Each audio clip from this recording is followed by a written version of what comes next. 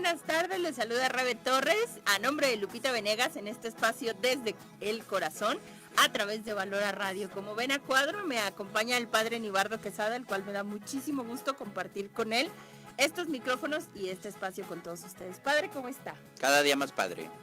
Feliz y contento. Feliz y contento de estar aquí con Rebe para poder compartir con ustedes este momento, este programa y algunas ideas que nos puedan ayudar. La verdad es que hay un tema buenísimo que eligió el padre el día de hoy para compartir con nosotros. Hoy vamos a hablar sobre el sentido del sufrimiento. ¿Por qué sufrimos? ¿Cómo manejamos el sufrimiento o los acontecimientos dolorosos de nuestra vida? Y el padre nos va a compartir algunas ideas y algunos escritos que él tiene sobre cómo entender el sufrimiento del humano. Así es que te pido que participes con nosotros a través de las redes sociales de Valora Radio. Ya puedes estar en contacto, estamos totalmente en vivo.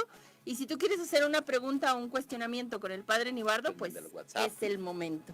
Bueno, también a través del WhatsApp de la estación o el WhatsApp que tenemos nosotros. El WhatsApp o el Facebook y que entre directamente a la pregunta. 331-383-7376. Pueden mandarnos un mensajito y participar con nosotros o a través de las redes sociales. Pero vamos a empezar escuchando al padre sobre todo el sentido del sufrimiento y por qué nosotros el sufrimiento lo tomamos como, pues padre, ¿cómo decirlo? Es un dolor que no sabemos explicar. Exacto, el sufrimiento es siempre un misterio, pero es un misterio del hombre, porque mientras está el hombre sufre. Y es algo que va inherente a la vida humana. Esto va muy de la mano con otra pregunta que me hacían en unos tiempos pasados, que si Dios puede castigar. Dios castiga y dice, pues basta que hablas el Antiguo Testamento y te das cuenta que Dios Se castiga. Lo acabo de decir, sobre que todo Dios en el Antiguo castiga, Testamento. ¿verdad? Sobre todo en el Antiguo Testamento, los castigos de Dios. Y ahora Dios sigue castigando. Bueno, pues vamos a abordar este tema un poquito difícil, un poquito escabroso.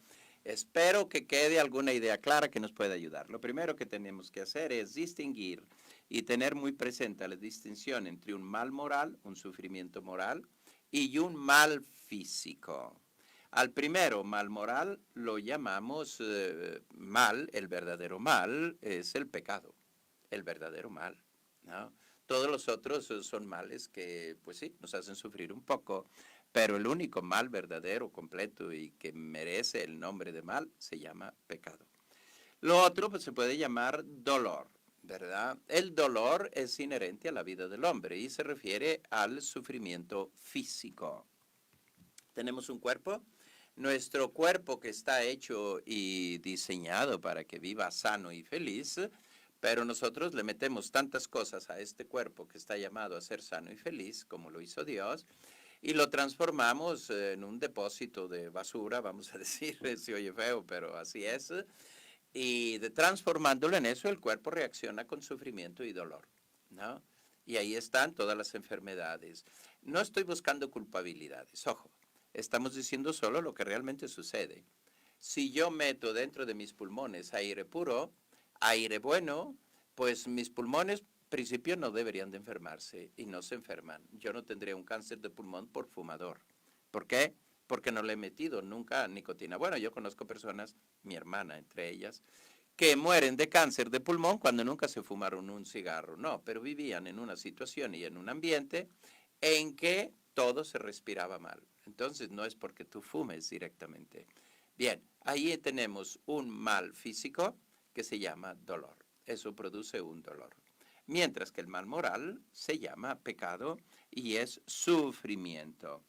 Dios manda los sufrimientos y los castigos. Bueno, vamos a profundizar esto. ¿Y qué sentido tiene? El mal moral lo permite Dios, pero nunca lo manda. ¿Por qué? Estaría mandando el hombre a pecar. Y entonces sería una contradicción que por un lado manda a su Hijo único para que nos salve del pecado, del mal físico, del mal moral, y por otro lado nos manda el mal moral. No, que vayamos a pecar. Eso es contradictorio. No funciona. Es por eso que tenemos que estar muy atentos cuando hablamos del sufrimiento y si Dios permite el sufrimiento. Dios puede permitir e incluso en algún caso mandar el dolor físico. Cuando esto hace es porque, primero, porque de alguna forma nos llama la atención, la corrección famosa. Y Él nos llama la atención con un mal.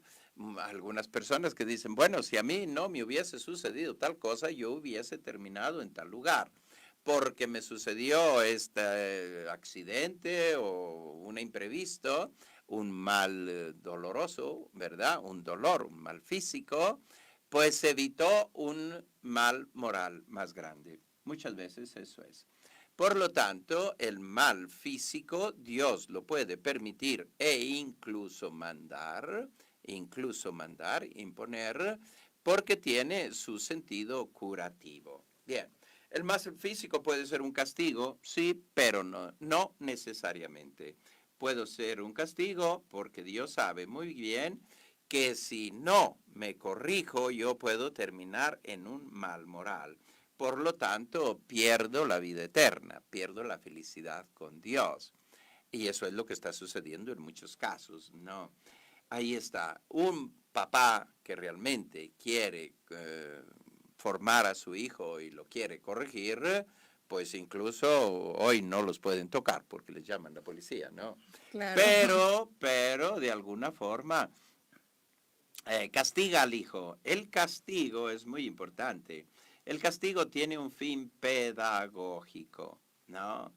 Se pone la pregunta, ¿cómo Dios puede permitir el castigo? Sobre todo cuando en una situación niños sufren, ¿verdad? Un niño que vamos a suponer, lo que estamos viviendo hoy, nada menos, ¿no? El famoso tsunami por allá de Indonesia. Pues ¿cuántos niños habrán muerto? Pues Dios puede permitir eso para llamarnos la atención, ¿no? Dios castiga cuando hay todavía una esperanza de corrección. Se pueden decir que todos los tsunamis, huracanes y todo esto son castigos de Dios. No podemos decir ni que sí ni que no, porque pueden ser las dos cosas, pero no tenemos parámetros para medirlo. Una cosa es verdad, que cuando el hombre se separa de Dios y va a una vida desastrosa, y tenemos en el Antiguo Testamento el caso evidente de Sodoma y Gomorra, ¿no? Que Dios manda a aquellos que eran justos que salgan de esa ciudad, porque Dios la va a castigar y va a hacer que llueva sobre ella azufre, fuego y azufre, es decir, la va a calcinar. Dicen, y aquí hago una paréntesis, ¿no?, que Sodoma y Gomorra están en el fondo del mar muerto, que en el mar muerto, en el fondo donde está el mar muerto, allí se encuentra la ciudad de Sodoma y Gomorra. Solo que no se puede llegar ahí, sea por las condiciones del mar muerto. Tú sabes, y si no lo saben, se lo cuento, el porcentaje de sal que existe en el mar normal oscila entre el 1.7, 1.8 al 2.4% de sal. Así es. Mientras que en el mar muerto tenemos entre el 28 y el 30% de sal. Es impresionante. Entonces ya podemos hacernos una idea de lo que significa el mar muerto. Es decir, aquello no tiene vida por ningún sitio. Bueno, pues el fuego y azufre ahí están, en el fondo del mar muerto. Es un agua y unos lodos que hay ahí, totalmente salados y no hay lo mínimo de vida. Ni una plantita, ni un insecto, ni un pescadito, ni nada. Todo, absolutamente todo está muerto. Bien, y al fondo del mar muerto, Sodoma y Gomorra. Dios mandó ese castigo. Bien, para saber todo esto, pues Santo Tomás de Aquino tiene un párrafo que se los voy a leer porque vale la pena. Dice, cuando Dios quería sobre todo, ¿verdad? Y apoyándose en su infinita bondad, Él rechaza totalmente el mal moral, ¿verdad? Y quiere el bien de la persona. El bien quiere decir su alma. Pero con relación a los otros males, Dios quiere el orden en las cosas, el orden de la naturaleza. Y Dios es suma bondad. Por lo tanto, en su infinita bondad no puede querer para nosotros nunca el mal moral, entendido como tal, el pecado. Su providencia puede permitir el mal físico para decirnos a nosotros y llamarnos la atención, algo así como la purificación. Y esto lo sabemos bien claro. Dios ha permitido la purificación de los santos. Todos los santos han sufrido sea físicamente. Hay santos que estaban enfermos por años y años y años, enfermedades que nunca se les quitaron. Hay enfermedades de santos que las tuvieron. Santa Teresita del Niño Jesús, cuyo fiesta celebrábamos ayer, pues es una mujer que murió a los 24 años y murió porque era asmática, no digo tuberculosa, pero creo que tenía una afección de asma y nunca se le quitó y ella convivió con eso. Su muerte fue debida a esa enfermedad y Dios la permitió. Pero la permitió ¿para qué? Y aquí está el segundo fin de los males físicos que Dios puede permitir. Uno, para llamarnos la atención y que no cometamos males morales. Y otro, para purificación. Y el tercero, el de los santos, para que a través de esos males se pueda llegar nada más y nada menos a la santificación. Es decir, estos santos que han ofrecido su vida son para nosotros un enorme y bellísimo ejemplo de paciencia, de amor a Dios, de no renegar con los males que se tienen encima. Así es que el mal tiene también ese sentido. Si Dios lo permite, no se me acaba, yo ya hice todo lo posible para evitar este mal moral, este mal físico y sigo sufriendo, pues Dios me está invitando a que ofrezca mi sufrimiento por el perdón de los pecados de los demás, por la santificación de los demás. ¿Cuánta gente hay que sufre y ofrece sus sufrimientos? Pues no sé, por los seminaristas, por la santificación de X almas, por la conversión de los pecadores, por los sacerdotes que tanta falta nos hace, etcétera, etcétera, etcétera. Entonces, ¿qué hay detrás de eso?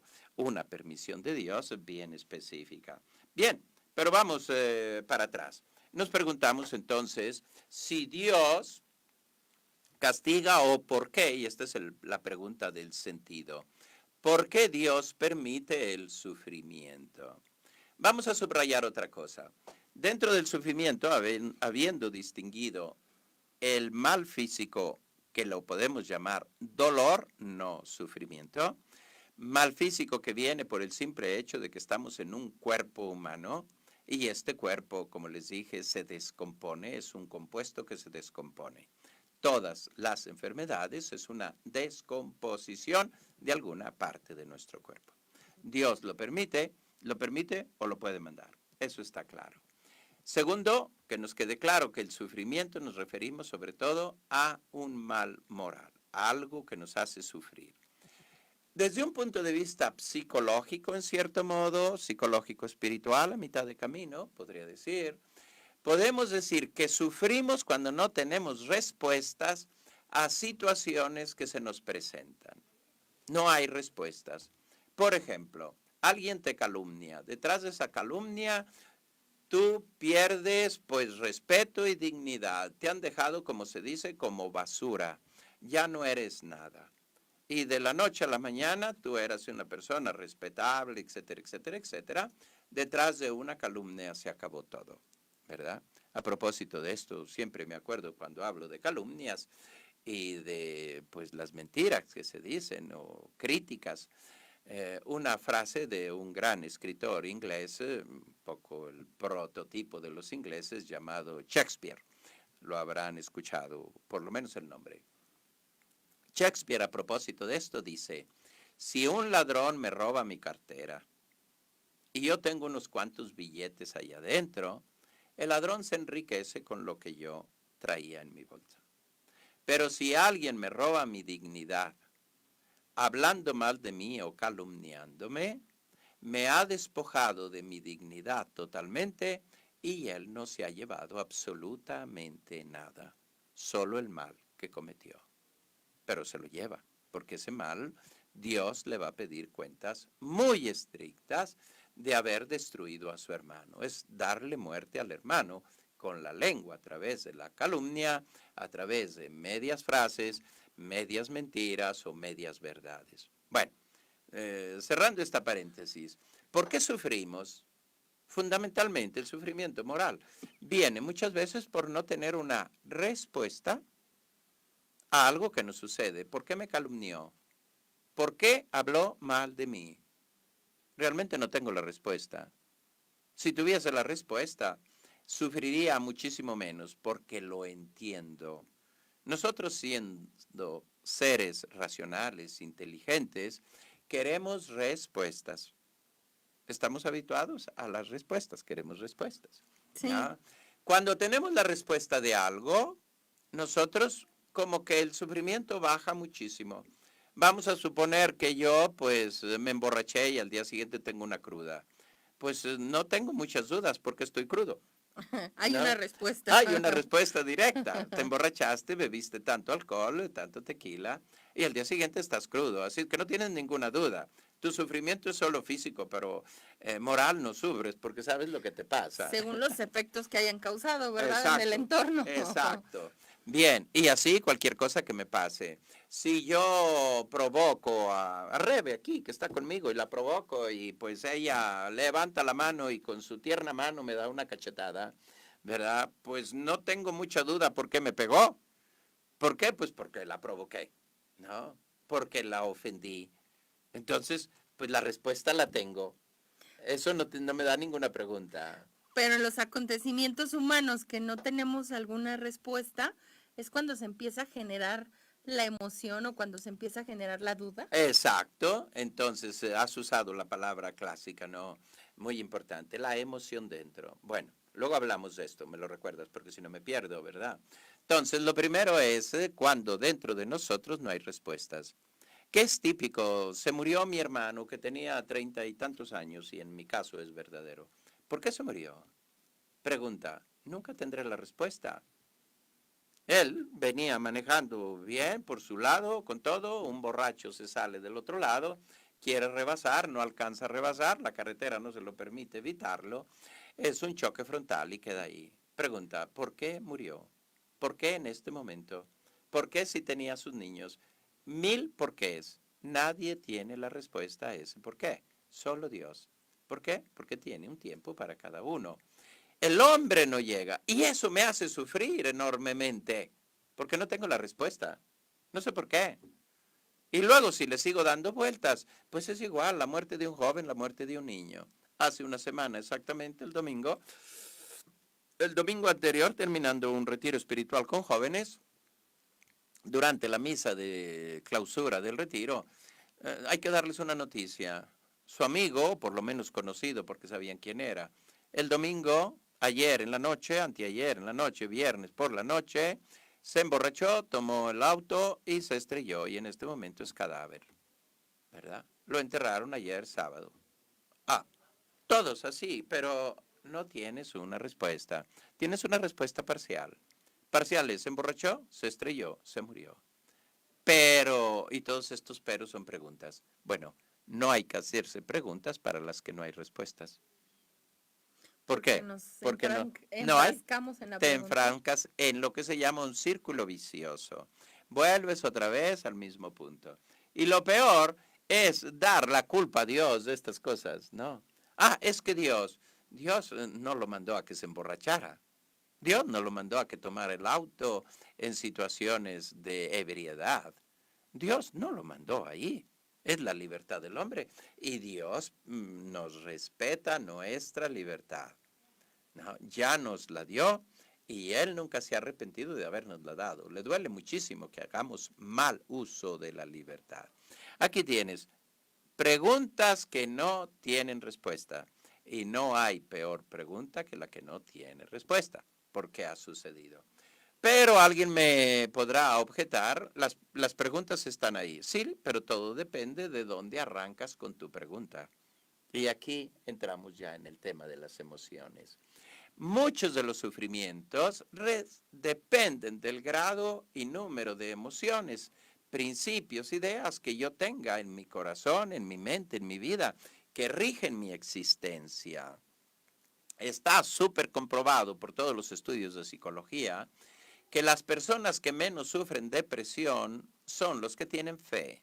Y esto por los americanos, ¿eh? No creas tú que, bueno, pues este estudio lo hicieron aquí entre gente bonita y buena de México que son muy creyentes, que luego hay que verlo, ¿verdad? No, o que son muy practicantes de la fe. Por gringos, perdón, pero pues así es. Por gente científicamente comprobada. Por estudios serios. Estudios serios. Entonces, la gente que tiene fe está menos expuesta a situaciones depresivas, a infartos. ¿Le sucede? Claro que sí, pero en proporcional y porcentajes estadísticos, aunque dicen que las estadísticas son las más grandes mentiras que existen, porque dice, si tú te comes un pollo y yo no me como nada, estadísticamente nos hemos comido la mitad cada uno, ¿ok? Pero tú tienes hambre y yo estoy muy satisfecho. Bueno, pues por estadística, las personas que menos sufren todo este tipo de enfermedades, ¿quiénes son? Nada menos que los que Los tienen que tienen fe. fe. Los que tienen fe.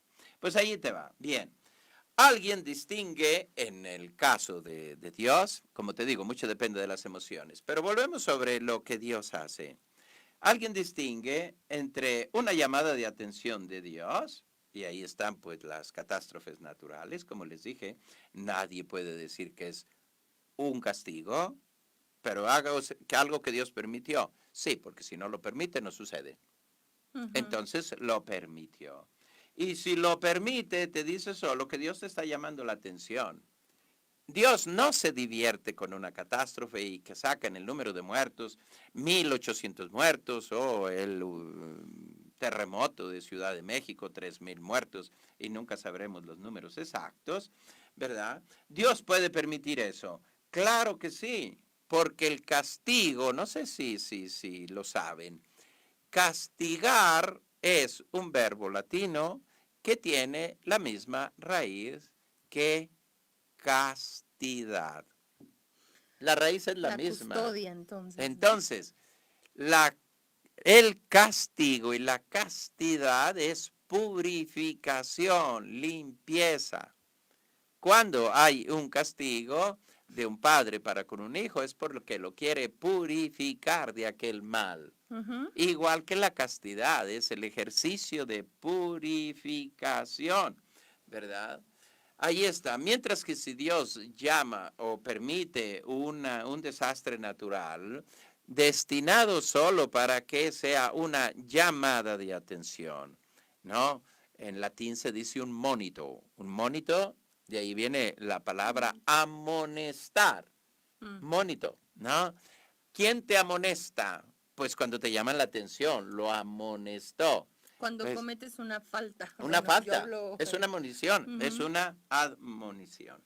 Bien, para no darle muchas vueltas al asunto, los papas y los papas después del concilio, para que no nos metamos así en berenjenales, que los del siglo XVI o del siglo I, todos ellos han hablado del castigo y todos han dicho que desde Juan 23, Pablo VI, Juan Pablo I tuvo poco tiempo, Juan Pablo II y por supuesto Benedicto XVI, Papa Francisco, han hablado del castigo. Dios puede castigar, claro que sí, pero nunca será un castigo de tipo moral por mandándonos a un mal moral, permitiendo un mal moral, porque el mal moral, como dije antes, es el pecado. Dios no quiere el pecado, tanto es verdad que mandó a su único hijo para purificarnos del pecado. Por lo tanto, sería una contradicción. Sí permite y sí puede dejar pasar el castigo físico, ¿verdad? Y un sufrimiento moral que conlleve el castigo físico. Claro que lo puede permitir. Bien, cuando hablamos de castigos divinos, pues viene una objeción inmediata, ¿verdad? Y son, ¿cómo puede dejar que sufran los inocentes? Los inocentes como tal, los niños, los que no son culpables, pues Dios no debería dejar. Muchas veces nos olvidamos que el sufrimiento del otro, incluso del inocente, tiene un valor de admonición, de llamarnos la atención, ¿verdad? Como decían los antiguos emperadores romanos, que sirva para escarmiento de culpables y de sanos, porque San Pablo lo dice de otro modo, el que está de pie, que mire bien para que no caiga. Y nosotros, ojalá, dice que nadie aprende sobre cabeza ajena, pero un poquito sí aprendemos. Un poquito sí aprendemos, ¿verdad? Que si yo veo que a alguien que estaba haciendo X cosa le fue mal o etcétera, pues si lo veo, aprendo. Inclusive lo puede decir así, padre, usted me corrige, pero si tú aprendes de la experiencia del otro, te estás ahorrando ese sufrimiento. De alguna forma sí, de alguna forma sí, yo puedo decir que sí. ¿Por qué? Porque cuando vemos lo que le puede pasar a otro, imagínate que, voy a decir una barbaridad, Dígala, ¿verdad? padre. Pero bueno, el señor, Lalo Chávez. el señor Bronco Ah, que se lanzó como candidato de México y dice, a ok. todo el que robe le voy a, Le le cortamos la cortamos mano. la mano. Bueno, vamos a suponer por hipótesis que llega a la presidencia y comienza a cortar manos. ¿No crees tú que disminuiría el número de corruptos y ladrones? Pues ya lo pensarían algunos más Pues de ya dos lo veces. pensarían. Eso es aprender en el otro. Dice, ¿qué Claro. te puede pasar? Te cortan la mano. Ujú, Entonces tú ves uno con la mano cortada, cortada tal cual, y dices, ah, tú sé de dónde vienes, ¿no? claro. Eras persona corrupta que estabas ocupando un puesto público y por la corrupción te cortaron la mano. Bueno, pues eso es para escarmiento de los demás. Y el Ujú. escarmiento sirve. En familia, yo, pregúntamelo a mí, que mi padre lo tenga en el cielo, pero mi papá no se la pensaba dos veces para darte una, Corregirnos. Mi corregirnos papá de una tampoco. manera muy contundente y muy gráfica y muy sensible. Pues ya no lo volvías a hacer, ¿por qué? Porque sabías muy bien que aquel castigo llegaba, ¿verdad? Y que el cinturón estaba siempre listo. Era un sistema de educación, dígase lo que se diga, Muy un efectivo. sistema que para lo que hoy nos dicen, ¿verdad? Yo no digo que vuelva, etcétera, etcétera, pero de vez en cuando lo echamos de menos al ver ciertas realidades que tú dices, a este le faltó un poco de cinturón. Como decía un primo mío, a nosotros nos educaron así y miren, traumados no estamos. Exacto, exacto, y ahí está. Muy bien. Entonces, damos un pasito adelante y nos preguntamos, entonces, ¿cuál es el sentido del dolor que existe en el mundo? Existiendo el dolor debe tener un sentido. Bien, Claro. hay dos tipos de sentido, uno de corrección y uno de admonición. Esto es muy importante. Si nosotros queremos darle un sentido saludable, pues te corrige y todo dolor corrige. Sea el dolor físico, una persona que está sufriendo de un cáncer porque fumaba mucho, aunque los he visto que dicen, bueno, ya estoy muerto, dame el último cigarro. No, el último cigarro. Me contaron una cosa que se las paso al consto. Aquí en México dicen cuando uno se muere ya chupó faros, Ah, ¿verdad? entre Ustedes, otras. entre otras cosas, chupó faros. ¿Qué eran los faros? Era el cigarro más barato que existía durante el tiempo de los cristeros, que había gente que, pues eso, ahí acribillaban a tiros, ¿verdad? Y que, pues, los mandaban al paredón. Y dicen que cuando estaban a punto de morir, le preguntaban si tenía algún deseo, Ujú. ¿no? Antes de dispararles. Y muchos de ellos pedían un cigarro. Echarse su último El cigarrito. último cigarro, pedían un cigarro y le daban un faro. Entonces ya chupó faros equivale a decir tu último deseo. Bien, ese era el famoso chupó faros. El sentido del dolor físico puede ser una forma de castigo, como tal, castigo, ¿verdad? Algo que te purifica, como cualquier otro dolor, castigo, que es purificación. Ese es el primer sentido. Segundo sentido es de llamarte la atención, de anuncio, de amonestación, para que aprendamos a vivir y a ser de otro modo. Entonces, ¿tiene un sentido el dolor? Sí lo tiene. También el dolor tiene otra parte del sentido y es que nos humilla. No hay cosa que más te humille que el dolor, ¿verdad? Siempre me ha llamado la atención esa famosa carta que escribió Steve Jobs, el inventor de estas maquinitas Apple, de los iPhone De y lo de todo moderno. esto. Bien, este señor, como ustedes saben, y si no lo saben, se lo cuento, él murió de cáncer. El hombre, si no de los más ricos del mundo, entre los 10 más ricos del mundo, ¿verdad? Solo un mexicano lo superaba en ese momento, Así es. ¿verdad? Entonces, ¿qué pasó con este señor? Él escribe una carta cuando está ya en el hospital, en fin de vida. Se llama Últimas Palabras de Steve Jobs. Y hace una serie de reflexiones como cualquier persona que sabe que está al final de la vida y que está sufriendo. Y más o menos viene a decir cosas como esta. Dice, el dinero y la fama es algo a lo que me acostumbré. Era normal en mi vida tener dinero y fama. Si de algún modo la gente se pregunta, ¿quién fueron los hombres de éxito en el siglo XX? Tendrán que escribir mi nombre. Mi nombre. Exacto. Ujú. Pero fíjate lo que dice, ahora que estoy aquí tirado en una cama del hospital, me doy cuenta que yo tengo dinero para comprar el mejor hospital del mundo, con sus mejores equipos que existan. Lo puedo comprar todo entero. Lo que sí no puedo comprar es a alguien que lleve mi enfermedad. Yo puedo pagar por todo, porque me limpien la casa, me traigan el coche, me lleven aquí, me lleven, todo puedo pagar.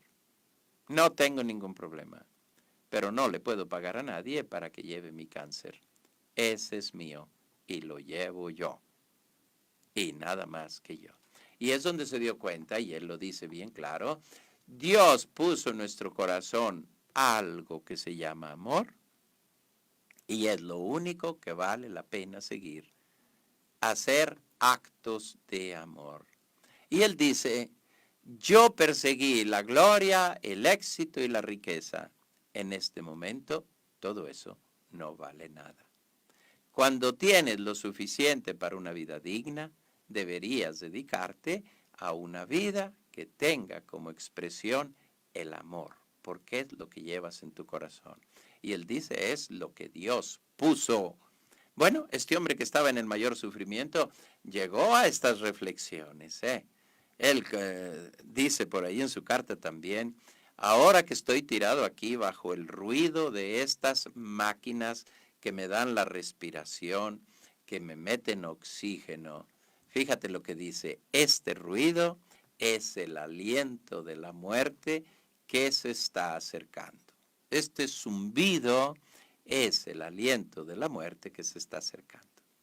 Dice, así es que dedícate a hacer cosas buenas en la vida y no seas como yo, un tipo retorcido. Retorcido es la traducción del inglés como complicado, ¿no? El que busca solo cosas, pues eso, fama y éxito. Ese hombre sufría, pero ese sufrimiento ya en ese momento le estaba diciendo solo, ya no supiste vivir. Y qué ¿Ah? cuestionamiento tan grande, ¿no, padre? Claro O que sea, sí, porque tú dices, de pronto se acabó todo. y sobre todo, como usted lo mencionaba hace un momento, o sea, este sufrimiento te lleva al encuentro con Dios. Inevitablemente son los momentos en que el ser humano, a través del sufrimiento, es un consuelo del alma el decir, solo me queda Dios. Exacto. Y otra cosa, mi sufrimiento, para nosotros que somos cristianos católicos, mi sufrimiento unido al sufrimiento de Cristo es infinitamente precioso. Es redentor. Es redentor. ¿No? Ujú. Es redentor.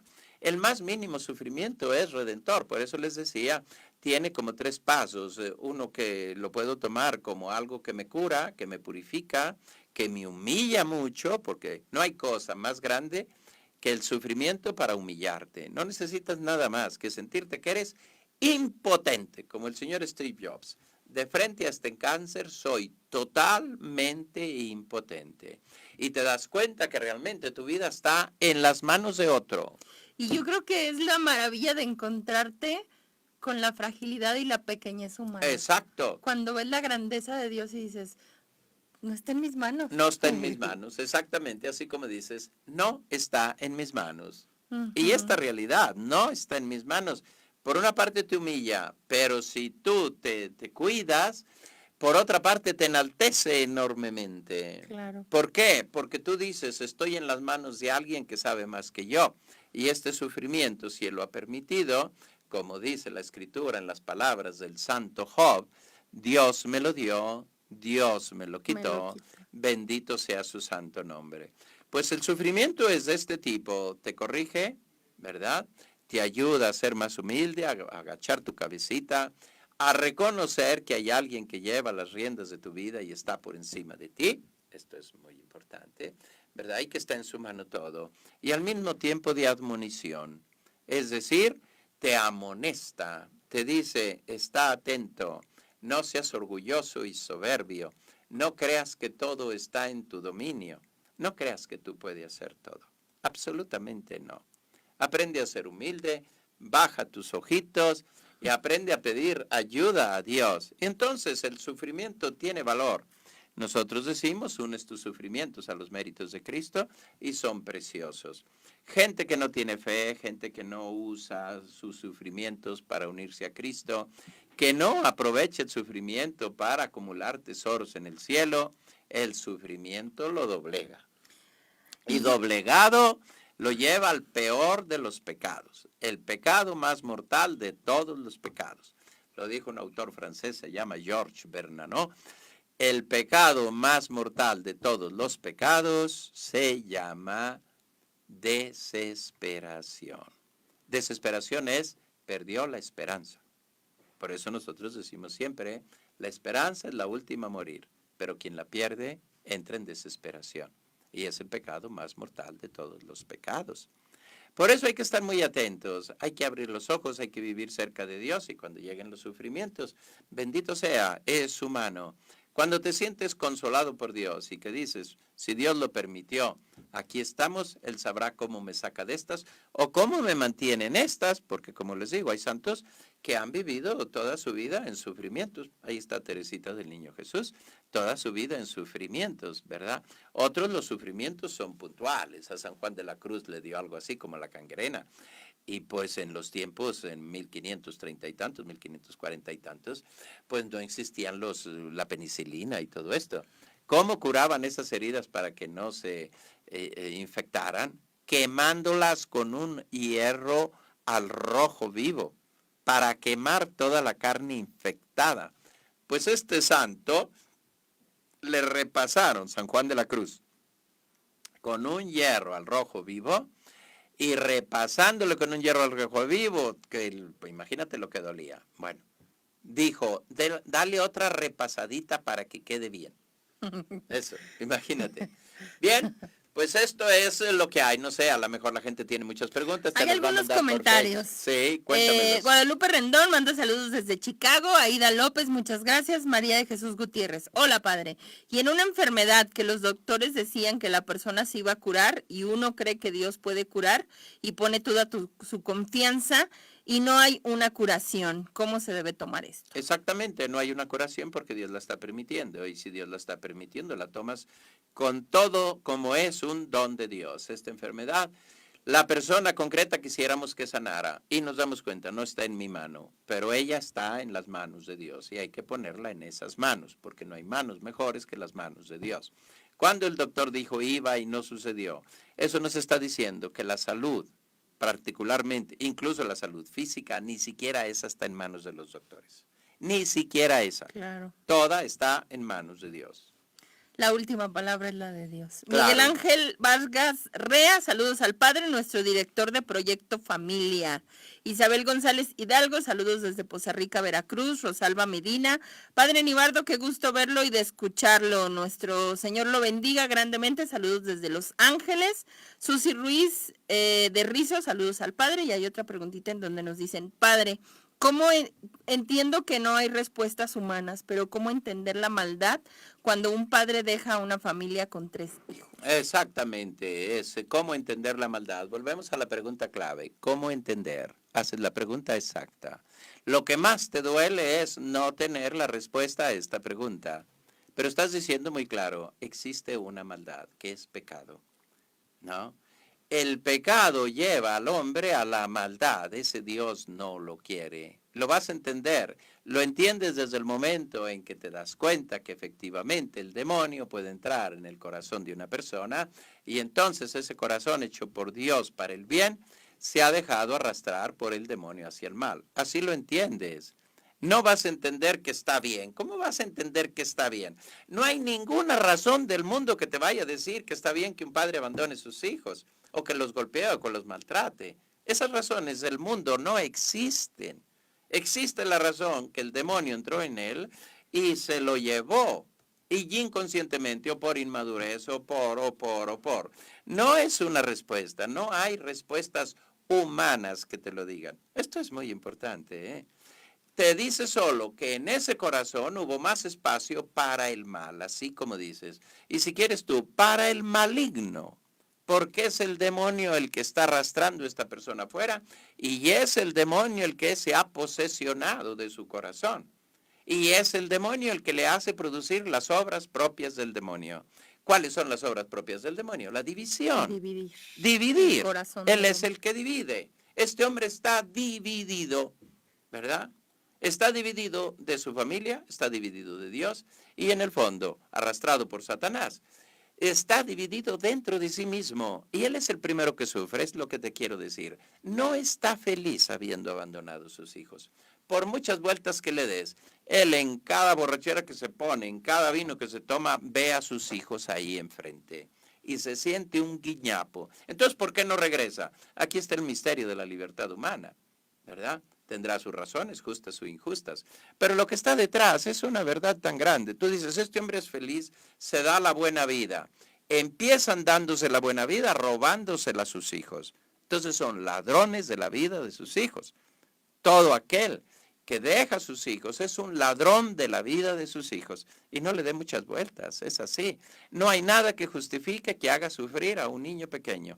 Pero Dios permite eso. Muy bien. ¿Cuál es la respuesta? No existen respuestas humanas, pero existe una respuesta de tipo sobrenatural, teológico. Ahí se entró el demonio, entró el mal, y este hombre le dio más espacio al mal. Es posesión del mal. Bueno, pues se nos ha terminado el tiempo y sobre todo, bueno, yo creo que el padre nos dejó una gran enseñanza y algo que mencionó en el inicio del programa, lo que nos puede sostener en estos momentos de sufrimiento es la práctica de la fe. Ejercer nuestra fe, acrecentar nuestra fe y sobre todo tener muy fijo en el que no caminamos solos en el sufrimiento. Vamos tomados de la mano de Dios. Exacto, es eso, práctica de fe. Yo insisto en esto, es la práctica de la fe. No te olvides que la fe no es tener una serie de conceptos dentro de la cabeza, no es hacer una serie de oraciones, no es andar visitando, colgar tus santos en tu casa, todo eso es correcto. Ojo, rezar, tus santos en tu casa, la imagen de María. Pero la fe se practica con hechos concretos, con aquella confianza en Dios, amor a Dios, servicio a los demás, actos de amor pequeños hechos en tu casa, son actos de fe que te preparan a través de los rezos, de las misas, de la práctica de la fe. Pero no te confundas que haciendo una procesión o una peregrinación o incluso unos ejercicios espirituales y luego no practicas tu fe con hechos concretos, estás perdido. ¿Por qué? Porque todo viene y te preparas para el sufrimiento con práctica de fe, viendo la mano de Dios en todo lo que te sucede.